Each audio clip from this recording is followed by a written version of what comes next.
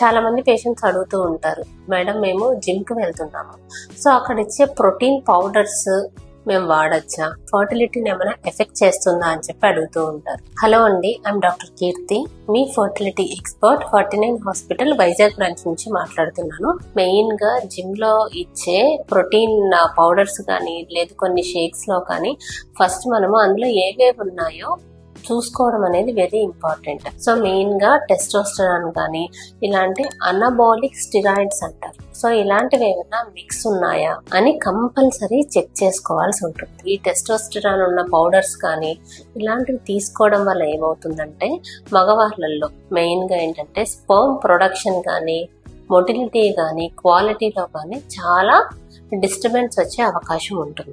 ఆడవాళ్ళల్లో ఇంకా ఏంటంటే ఈ ఓవ్యులేషన్ అనేది అంటే ఎగ్ రిలీజ్ అయ్యే ప్రక్రియ అనేది డిస్టర్బ్ అవుతుంది. మీకు ఇచ్చే ప్రోటీన్ పౌడర్ లో అనబాలిక్ స్టిరాయిడ్స్ కానీ సో అందులో లేబులింగ్ లో మీరు కంపల్సరీ చూసి దాని తర్వాతే తీసుకోవడం అనేది మంచిది. మాకు కూడా రీసెంట్ గా ఒక కేసు చూసాం. సో తను ఏంటంటే జిమ్ లో రెగ్యులర్ గా వాళ్ళు ఇచ్చే టెస్టోస్టెరాన్ ఇంజెక్షన్స్ తీసుకుంటూ ఉన్నారు. సో అలా కంటిన్యూస్ గా తీసుకుంటూ after a period of 2 months మేము టెస్ట్ చేసిన తర్వాత కంప్లీట్ అజూస్పర్మియా ఉంది.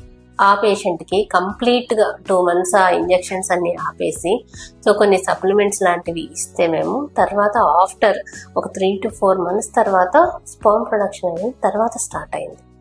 సో మీరు గుర్తుంచుకోవాల్సిన మెయిన్ థింగ్ ఏంటంటే మీ బాడీకి కావాల్సిన ప్రోటీన్ మాత్రమే మీకు సరిపోతుంది. అది కూడా ప్యూర్ ఫామ్ లో ఇచ్చే ప్రోటీన్ వల్ల మీకు ఎటువంటి ప్రాబ్లం అనేది ఉండదు.